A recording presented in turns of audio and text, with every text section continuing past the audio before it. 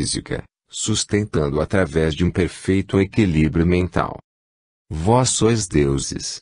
Essas palavras do Mestre amado alentam nossos espíritos, enchendo-nos de esperança. Há, entretanto, necessidade de burilar a alma num trabalho contínuo de superação do próprio eu, para que venha à lume a centelha divina que bruxuleie em nosso íntimo. O poder conquistado pelo homem sobre seu organismo pode elevar-se ao infinito.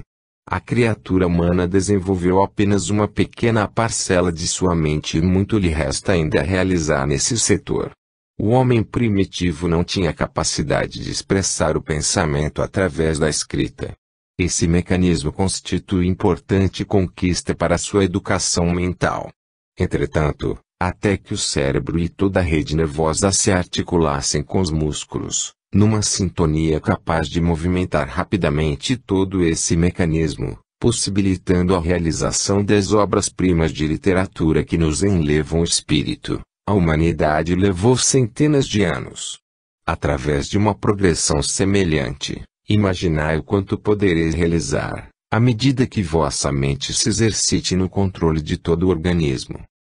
De vosso cérebro, poderosa usina eletrônica, depende o funcionamento da mais humilde célula do corpo.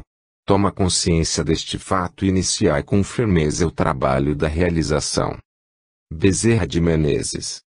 Capítulo 2. Instruções sobre os trabalhos de cura. Toda substância medicamentosa não tem um valor relativo e tanto pode ser veículo do bem como do mal. É necessário, portanto, dosá-la empregando-a adequadamente. Da mesma planta podemos, muitas vezes, extrair o remédio e o veneno. Por isso, quando nos propormos realizar trabalhos de cura espiritual, é conveniente adquirir maiores conhecimentos, a fim de que cada fluido seja mentalizado e manipulado da forma que mais se ajuste ao caso. O médium atraído a estes trabalhos geralmente traz conhecimentos colhidos em experiências anteriores, que jazem estratificados no subconsciente. Os conhecimentos adquiridos através das diversas encarnações constituem um patrimônio inalienável do espírito e, embora nem sempre possam ser expandidos pelo indivíduo submetido a restrições da experiência reencarnatória, evidenciam-se em determinadas ocasiões, especialmente se, como médium, dedica-se ao trabalho da caridade. Na luta em favor do próximo, entra em sintonia com a imensa falange do bem, e deste intercâmbio recebe auxílio magnético precioso que anula os impedimentos, proporcionando-lhe inspiração renovadora. Desta forma, dedicado aos trabalhos de cura, agirá algumas vezes orientado pelos espíritos amigos e outros através da intuição dos conhecimentos adquiridos em existências anteriores. Outrora era vedado a quem não fosse iniciado nas ciências chamadas ocultas, o conhecimento das verdades e dos poderes humanos que a doutrina espírita atualmente proporciona a todos. Assim, os que tinham oportunidade de obter esses esclarecimentos viam-se cercados por uma aura de mistério. Para quem os observasse, constatando unicamente os efeitos sem conhecer as causas, os fenômenos surgiam como passes de magia e seus intermediários como seres sobrenaturais. O envolvimento de respeito e admiração que então os cercava repercutia-lhes no íntimo como forte sugestão de orgulho e vaidade.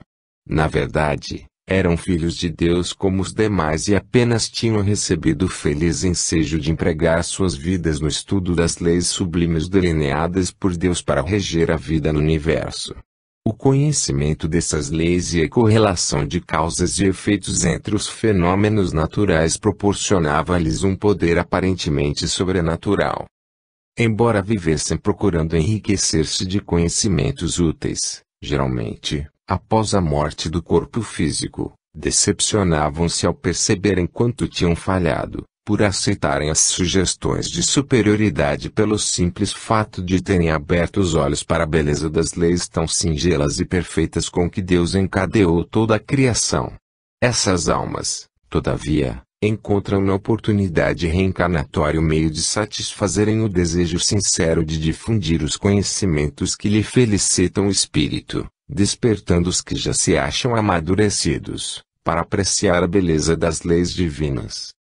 Como médiuns, na atualidade, precisam superar as sugestões negativas que emergem do subconsciente, reflexos das tristezas e decepções de experiências fracassadas, a fim de levarem avante as boas realizações que se propuseram.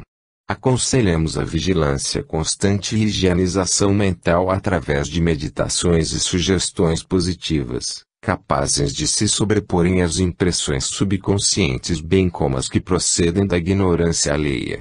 Quanto ao fato de existirem seres que, pela falta de conhecimento da verdade, ainda os envolvem numa aura de admiração imerecida, que seja considerado como parte do problema a ser solucionado no presente, envolvendo-os em muita compreensão e carinho. Lembre-se de que por vezes também adotam atitude semelhante em relação aos espíritos em estágios mais avançados do aprendizado, posto à disposição de todos os filhos de Deus. Evolução não é privilégio, é dever. Para nos corrigirmos evoluindo recebemos a bênção das reencarnações nessa escola redentora que é a Terra. Calma, confiança e fé. Paz. Rubatayana. Nome usado por Akhenaton numa encarnação na Índia. Capítulo 3. Cromoterapia. Na medicina, como em todos os setores de atividade humana, à medida que as criaturas oferecem campo propício, das fontes mais altas de sabedoria descem as instruções necessárias ao aprimoramento técnico de suas atividades. As revelações espiritualistas trouxeram à humanidade conhecimentos que muito têm colaborado nas práticas medicinais, como auxílio precioso aos que trazem o corpo físico atormentado pelos mais diversos males. O emprego de passes magnéticos, de radiações dirigidas aos doentes e do receituário recebido pelos sensitivos muito tem ajudado a aliviar o peso da cruz carregada pelo homem. Corpo, alma, perispírito constituem um conjunto de forças que se interpenetram, formando um todo coeso, criatura humana. Qualquer alteração, pois, em uma dessas partes, repercute intensamente nas outras, à semelhança de que sucede no conjunto constituído por uma campainha. Apertado o botão, imediatamente soa timpano no interior da residência, alertando sobre uma presença estranha. E mesma forma, quando o mal pressiona a alma, não tarda a repercutir no perispírito, atingindo o físico com suas vibrações negativas, em aspectos diversos que chamais doenças. Ideal será, portanto, a terapêutica que levar em conta esta realidade, visando sempre beneficiar o conjunto. A cromoterapia, a terapia através do emprego de ondas sonoras e a homeopatia, que de certo modo agem dentro dos mesmos princípios, são medicações dirigidas ao todo, atuando não só sobre o corpo físico, como também sobre o perispiritual e a alma.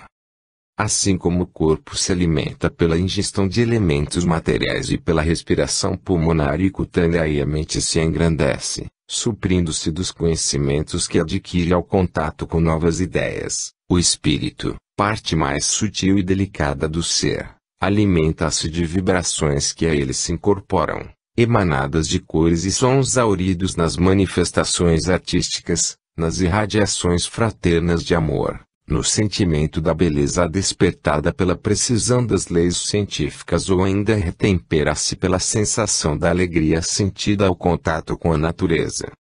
A terapia através do emprego de cores tem por base a vibração que cada cor possui e é capaz de irradiar à sua volta. Cada vibração, de acordo com a frequência em que opera, tem um dinamismo próprio. Desse modo, concluímos que na cromoterapia a cura é feita pela interferência do dinamismo da vibração da cor sobre o elemento que desejamos ativar. Uma célula, um órgão ou um organismo doente, é um elemento cuja vibração possui uma frequência normal, geralmente retardada, mas sempre desequilibrada. Através da aplicação de uma força dinâmica, podemos interferir em seu ritmo vibratório, facilitando-lhe a volta ao equilíbrio. Este princípio básico do trabalho cromoterápico nem sempre tem sido reconhecido, mesmo por aqueles que o empregam, sendo ainda usado em pequena escala. Modernamente os hospitais já têm o cuidado de pintar os quartos dos doentes utilizando cores suaves, como o verde e o azul, que são sedativas e quebram a depressão provocada pela monotonia do branco. Já se tornou comum, mesmo, o uso dessas cores nos barretes dos médicos que se aproximam das mesas operatórias, embora assim hajam por terem constatado os efeitos benéficos das mesmas em seus pacientes, sem se preocuparem com o mecanismo pelo qual esses resultados são obtidos. Os espiritualistas também utilizam a cromoterapia através das mentalizações coloridas projetadas sobre doentes. Baseados no fato de que o pensamento é uma força irradiante regulada pela mente, condicionam esta energia ao dinamismo da vontade, impulsionando-a dentro das características desejáveis e projetando-a no éter em vibrações dirigidas a quem desejam beneficiar. Pergunta: como aplicar adequadamente as cores que se fazem necessárias a cada caso? Resposta: aos espiritualistas essa tarefa é facilitada pelo auxílio que recebem dos amigos desencarnados a eles associados nas tarefas de cura, intuindo sobre a cor indicada a cada caso. Futuramente, entretanto, a cromoterapia será empregada na Terra tendo os médicos a consciência de seu princípio científico. Para organizarem as escalas cromoterápicas que orientarão os tratamentos, os cientistas levarão em conta a lei da afinidade. Dizemos que há afinidade entre dois seres ou dois elementos, quando são capazes de se associar em busca do mesmo objetivo. Não é necessário, portanto, identidade absoluta entre ambos, basta que tenham objetivos semelhantes, harmonizando-se para a produção num mesmo sentido. Cada órgão é portador de uma vibração própria, produto das vibrações das moléculas que o compõem. Essa vibração total emite no éter uma onda sonora, bem como o raio luminoso cujo colorido e intensidade são característicos e relativamente constantes. O órgão sádio mantém equilibrada a frequência em que vibra, enquanto o doente tem suas vibrações inconstantes, geralmente diminuídas. Entretanto, poderão ser restabelecidas através da interferência feita por uma determinada cor. Segundo o que ficou exposto quando nos referimos à lei de afinidade, não é preciso que essa cor seja igual à emitida pelas irradiações sadias do órgão, basta que seja capaz de associar-se à vibração existente, auxiliando-o a restabelecer o equilíbrio.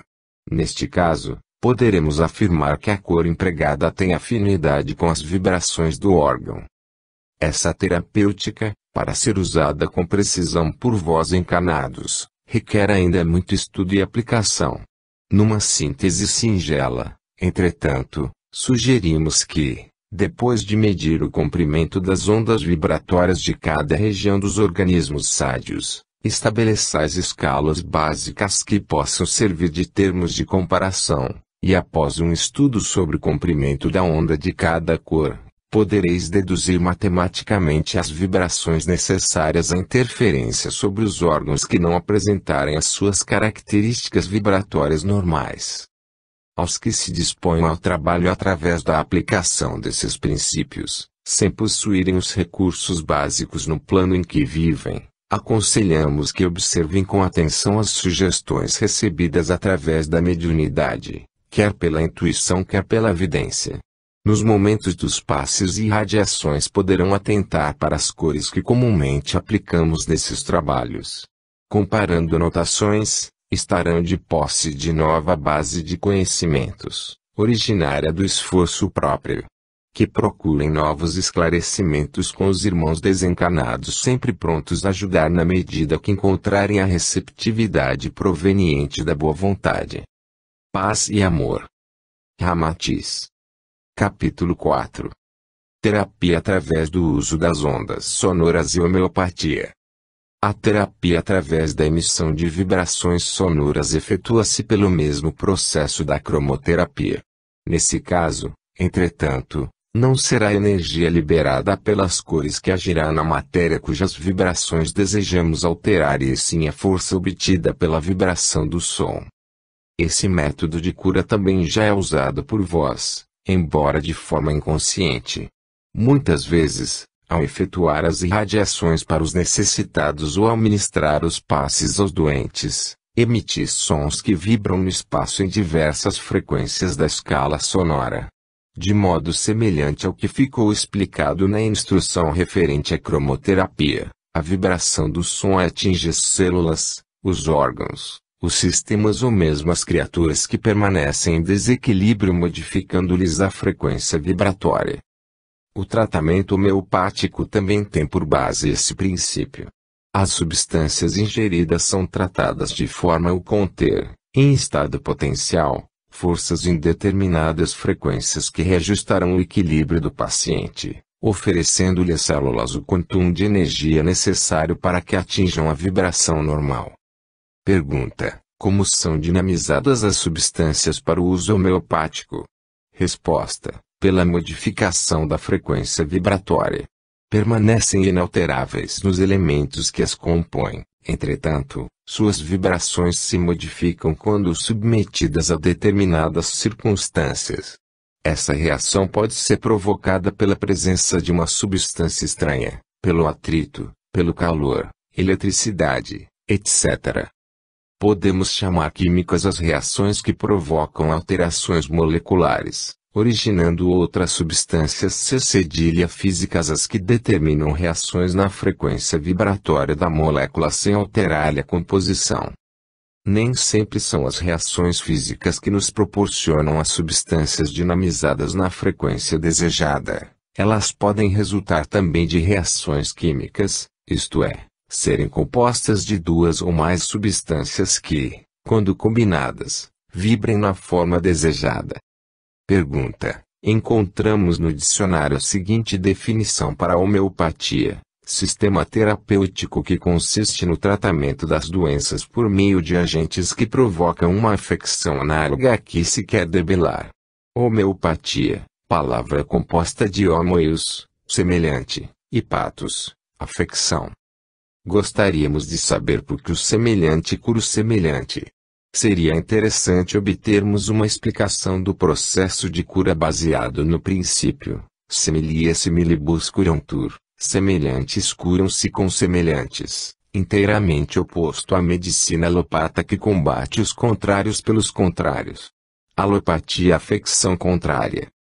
Resposta: para melhor compreendermos este processo, formularemos um exemplo. Um pai que tenha séria tendência para um determinado defeito, suponhamos os desregramentos sexuais, embora compreendendo os prejuízos que esse mal acarreta, as dores morais que inflige a companheira amiga e os filhinhos a quem ama sinceramente, não consegue superar sua fraqueza. O tempo passa, os filhos crescem e chega o dia em que observa, num dos seus rebentos, tendências semelhantes às suas. Então encontra um estímulo para o esforço de reação, passando a evitar aquilo que pode servir de mau exemplo, desgastando-lhe a autoridade moral. No combate ao mal que observou em estado potencial em seu filho, encontra forças novas para reagir ao mal crônico que o prejudicava. Do mesmo modo age o organismo humano.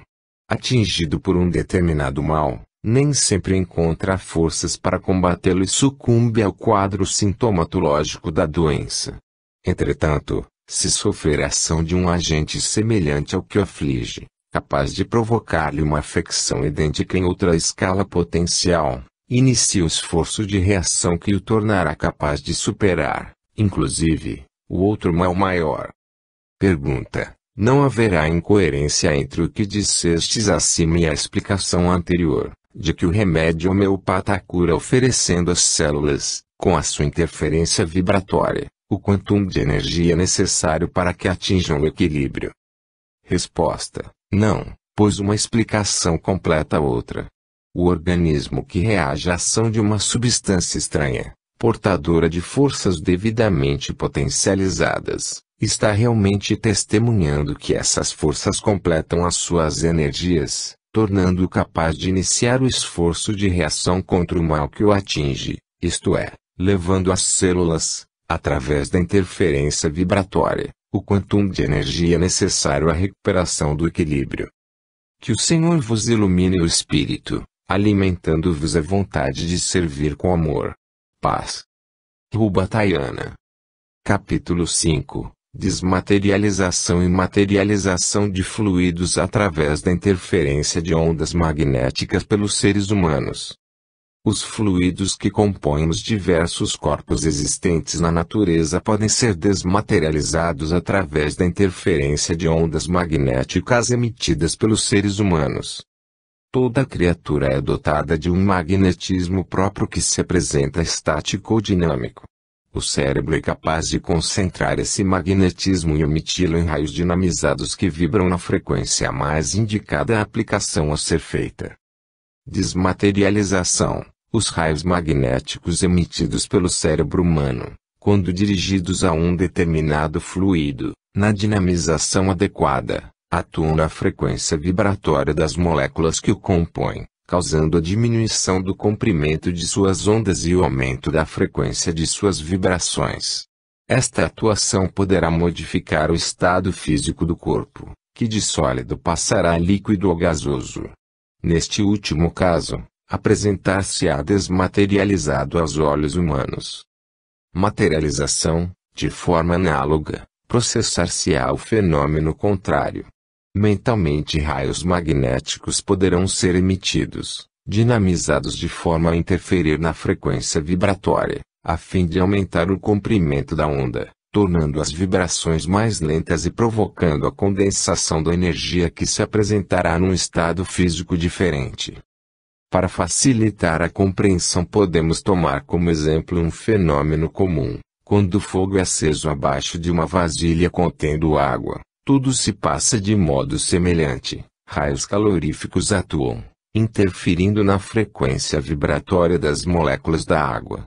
À medida que elas vibram mais intensamente, vão tomando um aspecto físico diferente se o processo continuar. A quantidade de água que dentro da vasilha se achava em estado líquido, em breve apresentar-se-á no estado gasoso.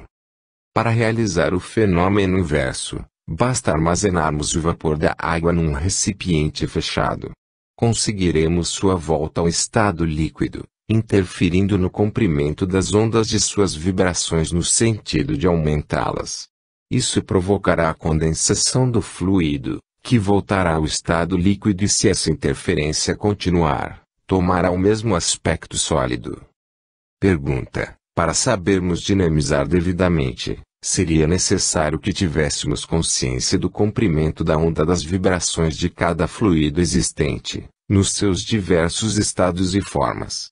Já que assim não acontece, pelo menos conscientemente, como sabermos dinamizar os raios magnéticos sem a interferência de uma intuição superior? Nesse trabalho, como discernir o momento propício à nossa atuação ativa ou passiva? Resposta: essa é uma tarefa de colaboração entre os dois planos. Aquele em que habitamos não tolhe os conhecimentos adquiridos em experiências anteriores, ao contrário do que acontece convosco, que sofreis um abafamento da memória, impedindo o emprego consciente dos conhecimentos adquiridos. Por esse motivo, na maior parte das vezes, agis através de intuições que comandam as dinamizações ou através de sugestões de cores e sons determinados, aconselháveis a cada caso. Mentalizando a cor estaremos dinamizando o fluido magnético, pois cada uma tem sua vibração com um comprimento de onda característico. O mesmo se dá em relação aos sons proferidos, pois cada um vibra em determinado comprimento de onda. Entretanto, a emissão do raio magnético devidamente dinamizado pode ter lugar também graças aos conhecimentos que o espírito adquiriu em outras eras. Nesse caso, ele participa da realização com sua personalidade real, sem que a mente física tenha um exato conhecimento, devido a impossibilidades naturais que ainda a tolhem. Processa-se uma espécie de desprendimento mental, e, nessas condições, o espírito participa do trabalho com os conhecimentos que possui. Por isso certos médiuns, embora participando ativamente dos trabalhos de cura, no que diz respeito à interferência das ondas magnéticas e do processo de desmaterialização e materialização das moléculas, sentem que o fazem inconscientemente, Tende fé e confiança. Do alto jorra sobre vós a proteção e o Senhor ampara todos aqueles que se colocam a serviço do bem, com o seu envolvimento de amor. Paz aos vossos corações. Rubatalhana. Capítulo 6. O trabalho, fonte de renovação. Todo o universo está em constante vibração geradora de energia que não deve ser retida, sob pena de sobrecarregar o mecanismo que a produz. A água, a correr sobre a terra, obedece ao impulso de expansão, mantendo-se pura para desempenhar a contento a missão benfazeja de fertilizar o solo e dessedentar as criaturas. Se permanecer estagnada, retendo suas possibilidades criadoras, condensará em torno de si as energias irradiadas pelas próprias vibrações, tornando-se turva e facilitando a proliferação das formas inferiores de vida. A criatura humana representa a manifestação vital em sua forma mais aprimorada e possui a capacidade de vibrar, como condição essencial de existência. Se liberar suas energias em atividades úteis distribuirá benefícios, preservando ao mesmo tempo a própria harmonia. Em caso contrário, concentrar-se-á sobre si mesma sobrecarregando-se e, como a água estagnada, alimentará formações inferiores, tanto físicas como mentais e espirituais. Então, vidas primitivas, como micróbios e vírus perigosos sintonizarão com as vibrações lentas dessas energias deletérias, agregando-se à matéria física através de forte imantação. Simultaneamente, correntes de pensamentos mórbidos serão atraídos ao campo mental, provocando sensações de tristeza, medo, irritação, desânimo, cólera e outras ainda mais prejudiciais. A este centro de forças negativas em que se constitui a alma vigilante, não tardam a correr os espíritos aflitos ou os que ainda se comprazem nas irradiações maléficas. Estabelecido esse sistema de trocas vibratórias, forma-se um círculo vicioso, a oferecer dificuldades cada vez maiores para ser rompido. A fim de desfazê-lo, interfere a misericórdia do Pai para aliviar a criatura da corrente aflitiva, caso seu karma permita, afasta com um envolvimento de amor os irmãozinhos que a perturbam, drenando as energias deletérias de sua aura e curando as chagas do seu corpo físico. Entretanto, como conservar os resultados positivos desse trabalho, se a alma permanecer no mesmo estado de inatividade, restabelecendo a situação infeliz que foi desfeita? É preciso que reaja positivamente ao tratamento, pois ele combate as consequências sem modificar as causas. Todo sistema de vida deve sofrer uma revolução capaz de proporcionar condições favoráveis às vibrações de equilíbrio recebidas do alto a fim de ser alimentada a sintonia com os espíritos de luz que velam pela humanidade. Qualquer trabalho desse tipo representa emprego de esforços e energias dispendidos por seres encarnados e desencarnados, médiuns e espíritos amigos que se associam no ministério de amor.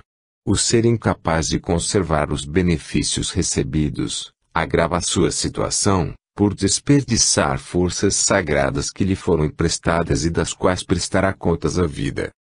Brilhai o campo íntimo na busca da própria renovação. Movimentai a mente, o espírito e coração, num esforço constante para tornar-vos como a água límpida que corre sobre a terra, fertilizando e socorrendo. Libertai-vos das energias deletérias que se afinam com os charcos, tornando-vos canais da luz do Senhor a fim de gozar de saúde, alegria e felicidade. Paz aos vossos espíritos. João Crisóstomo. Fim.